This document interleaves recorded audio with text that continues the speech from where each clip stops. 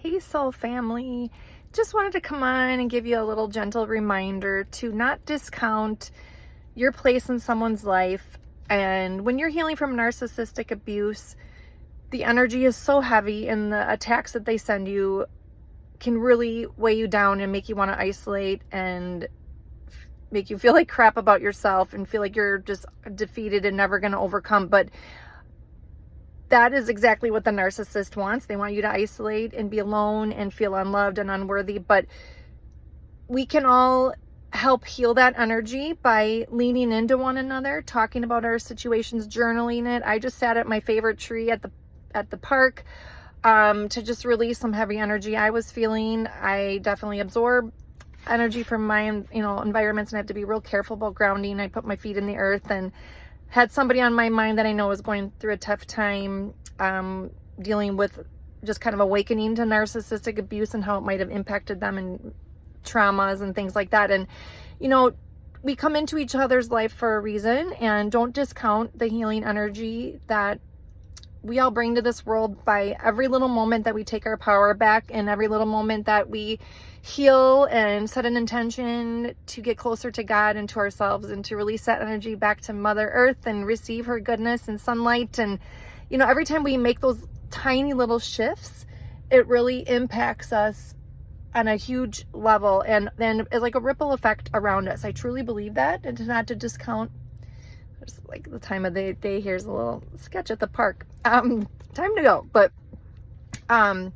just that by sending healing energy or a prayer out or good intentions towards somebody helps break that cycle of isolation and abuse. We don't have to always physically be in each other's presence to heal. We can send that energy, and even just people that are connected to us that we love and care about are affected by our own healing that we do. And I just want to, if you need help with that, if you need coaching or energy healing, or if you want my soul quality test to find out if the person that you're thinking about, that you kind of wonder if they are maybe on the narcissistic spectrum, reach out to me at the zenzone@mail.com, or you can go to the zenzonestudio.com for a list of energetic healing services.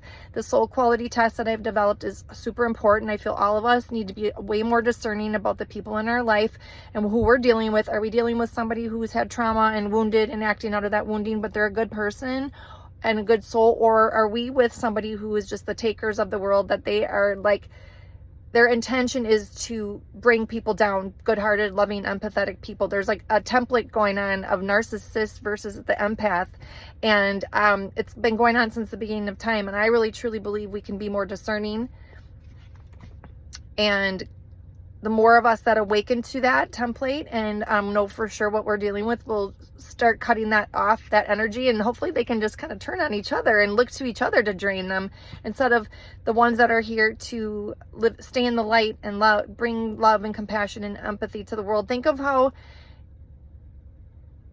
healing that would be if those of us who came to be light and love in this world could actually step into our power and our divine purpose and not be thwarted by all these attacks, spiritual attacks. We have got to start seeing some of this narcissistic abuse as spiritual attacks, because yes, there is mental, emotional things going on, personality disorders, but I see narcissistic abuse as not even so much as like a mental disorder, but like a soul disorder. Something inside their soul, they have chosen to disconnect from their conscience, their empathy, their honesty, their truth, their connection to God in the spiritual realm. But you have to have energy to survive. So because they've shut that off within themselves, they have to then take from their environment and the people around them, like us. And we don't have to stay in agreement to that. We agree to that by believing their lies, by letting them bring us down, by letting us drain us, keep us isolated, stuck, silenced. That's how we stay in agreement with them, and that's how they get their power. They don't care how they get the power. It's like a little toddler, right, having a tantrum. They don't care how they get it. They just need it to survive. It's like a heroin addict needing their next hit. They have to have it. Their brain tells them that they have to have it in order to survive. A narcissist is kind of like that. They have to take energy from their environment and places and people around them to survive. Our soul needs to survive. So we don't have to keep agreeing to that. right? We don't have to keep letting them siphon our energy. Even when we're not physically in a relationship with them, they can still get us by the mental, emotional mind games that they play on the spiritual realm. And I'm super passionate about this because I think if we could start seeing what's going on in the world more from like a spiritual, energetic point of view, we would be able to body, mind, soul heal in a richer, all-encompassing, holistic way, to not discount that part of it. I don't know, I'm rambling, but the zenzone@mail.com if you want that soul quality test, if you want to try to find out for sure what you're dealing with, because it will help you discern and it will help you know what your next steps need to be for healing and cutting them off, or how to set better boundaries if you can't cut them off, things like that. But you kind of need to know what you're up against first. You can't really know how to proceed if you don't have the awareness of what you're dealing with. And I can help you heal and do energy healing, coaching. Check out my website, but thezenzone@mail.com if you have the need to do that soul quality test. Super easy, super cheap. Great way to tell yes or no what you're dealing with, okay? That is how I think we can bring awareness to our own situation and have the light bulb go on of how we need to move forward with a certain person in our life, and know for sure it's gonna be really hard to tell. They wear a mask and they are so good at the trickery and the manipulation that it would be just better if we could just skip all that guesswork and the confusion and just get right to yes or no. Okay, bye.